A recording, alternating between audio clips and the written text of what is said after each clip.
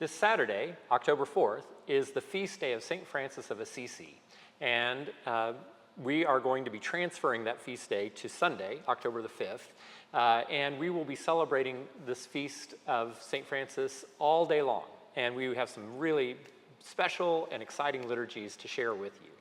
In the morning, we will have our primary and treble choir singing as the choir that morning. We've given the adults the day off, and we're going to let that youthful exuberance really carry us into this feast of St. Francis of Assisi.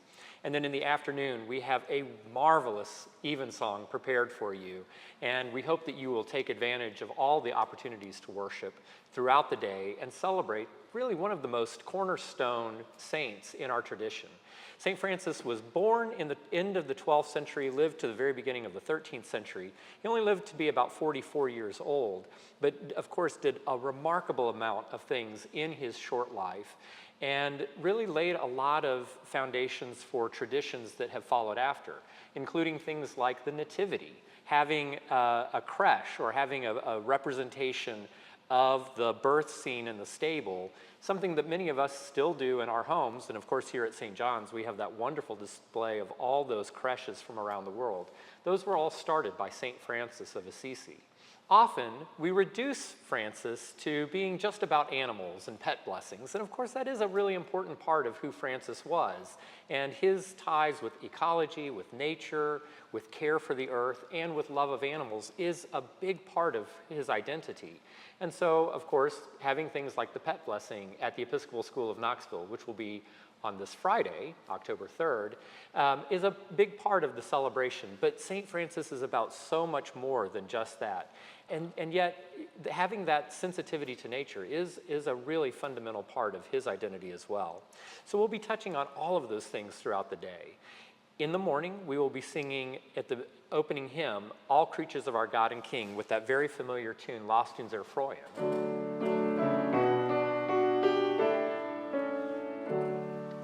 And those are words that St. Francis penned, of course, in translation. In the offertory, the treble and primary choir will be singing a piece that St. John's Cathedral commissioned from David Sims, who is a composer and organist working in Minneapolis. And it's a wonderful setting of actually a children's book, Sing Praise by Rhonda Gowler Green. And she takes Psalms 148 and 150 and combines them into this very appropriate children's poem that is full of all kinds of whimsy and excitement.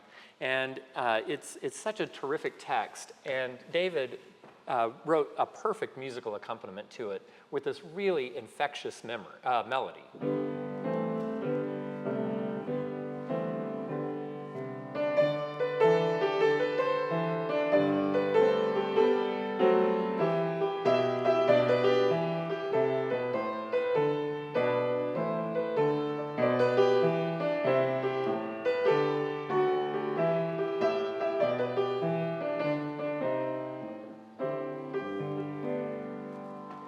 It's a pretty long anthem, and yet it explores lots of different moods and characteristics about the joy of creation.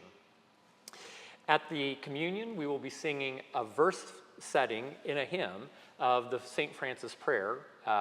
So the prayer is, Lord, make us instruments of your peace. In our hymnal, we have a hymn that is, Lord, make us servants of your peace. But then we will also be speaking the words of the St. Francis prayer as the post-communion prayer. So lots of Franciscan things happening in the morning.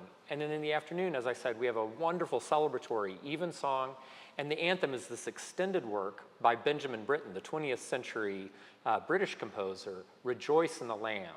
And it truly gets into the ethos of that Franciscan mentality with experiencing God in every aspect of life, through creation, through nature, through the sounds of instruments, even with considering my cat Jeffrey as one of the movements and talking about seeing God's grace in the movements of his cat.